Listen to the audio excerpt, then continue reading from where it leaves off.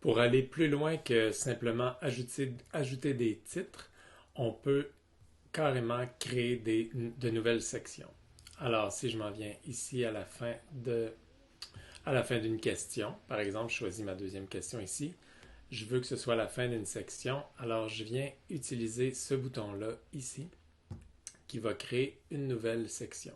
Alors, elle vient d'être nommée ici section 2 sur 2, c'est-à-dire qu'il y a deux sections dans mon formulaire. La première, qui est qui est la première qu'on voit quand on ouvre le formulaire, et ensuite l'autre section du formulaire.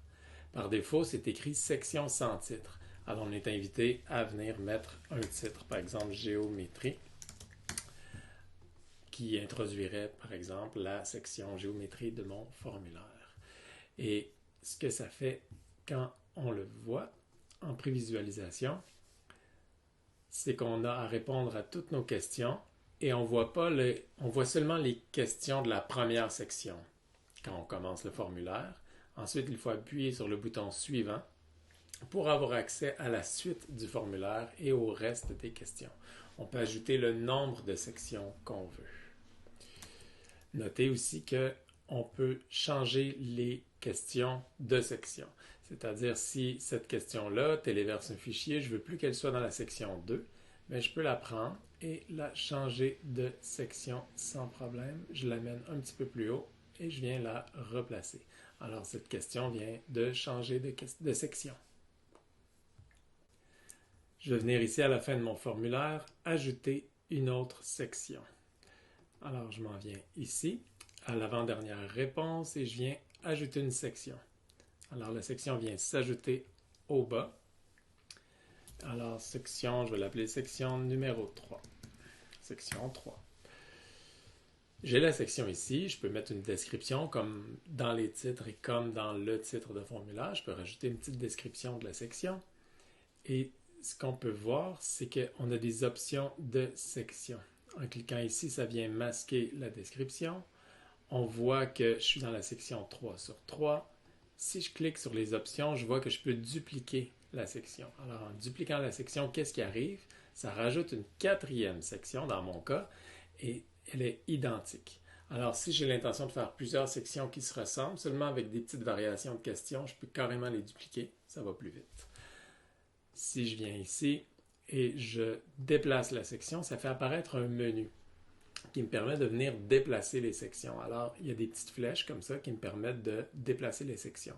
Alors, si je prends la section géométrie, je peux venir la descendre et la mettre tout à la fin. Si je fais enregistrer, ça va s'actualiser sur ma page. Alors, la section 1, c'est toujours celle avec mon titre, mes premières questions. Et ensuite, je m'en viens à la section géométrie qui se retrouve tout en bas. Alors, si on a un long formulaire avec plusieurs questions et qu'on veut les repositionner dans notre formulaire, on n'a qu'à ouvrir ce menu et s'amuser avec ça ici. Autre chose qu'on peut faire pour aller vite avec les sections, c'est de venir cliquer encore toujours sur le même petit menu ici, de supprimer la section. Alors, si je supprime une section, comme je viens de faire, ça supprime aussi toutes les questions qui étaient incluses. Donc, il faut faire attention avec cette fonction.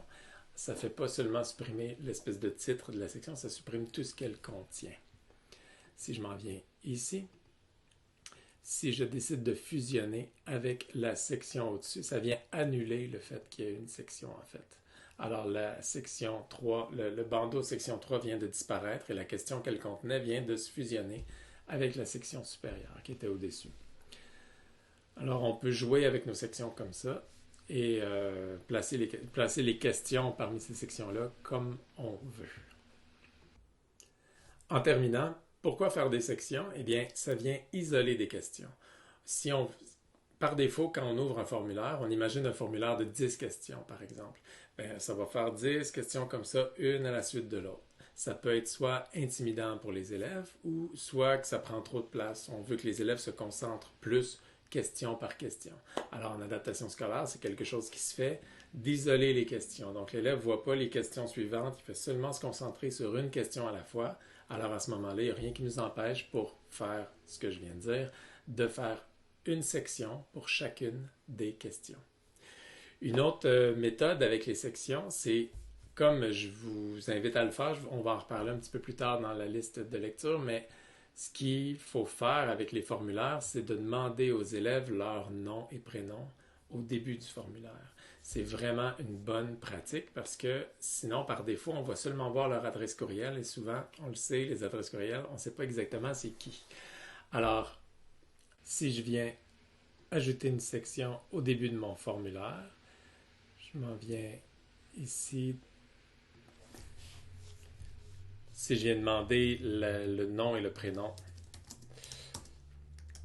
de l'élève, je m'en viens ici, j'ai une réponse courte.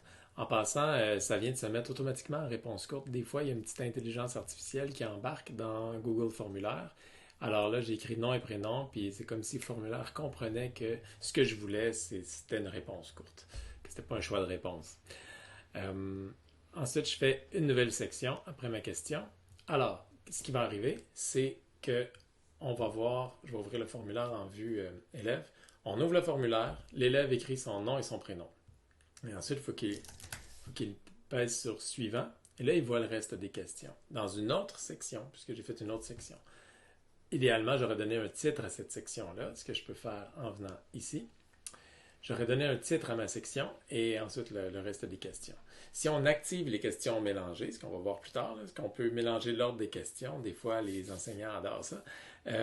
Au fond, ça isole au moins dans sa section le nom et le prénom. Ça ne vient pas influer sur le reste du formulaire. Ça ne bouge pas. Les sections ne se mélangent pas. Ça se mélange à l'intérieur d'une section. Est-ce que je suis clair? Je pense que oui. On va voir. Et alors là, c'est ça. Donc, il y a autant de boutons suivants au bas des formulaires qu'il y a de sections. Alors, quand c'est terminé et qu'il n'y a plus de section suivante, tout ce qu'il me reste à faire, c'est de l'envoyer. En passant, il n'y a rien qui se sauvegarde dans les formulaires. Ça va se perdre si l'élève ne fait pas envoyer et fait simplement fermer son onglet. Contrairement aux autres Google Docs qui se sauvegardent à mesure qu'on les fait, un formulaire, mais ça ne se sauvegarde pas. Nous, ça se sauvegarde quand on le crée. Tout ce qu'on fait en édition, ça se sauvegarde à mesure qu'on le fait. C'est pour ça qu'il y a cette partie-là ici en haut qui apparaît. Mais l'élève, au moment où il remplit, il écrit ses choses, il remplit ses paragraphes, il coche ses cases. S'il ne fait pas envoyer, bien tout ce qu'il a fait, ça va se perdre. Alors, c'est bon de le rappeler. Et c'est bon aussi de ne pas faire des formulaires qui sont trop longs, que les élèves n'ont pas le temps de faire en une seule fois. Comme ça, on s'assure qu'ils le fassent et qu'on reçoive toutes leurs réponses.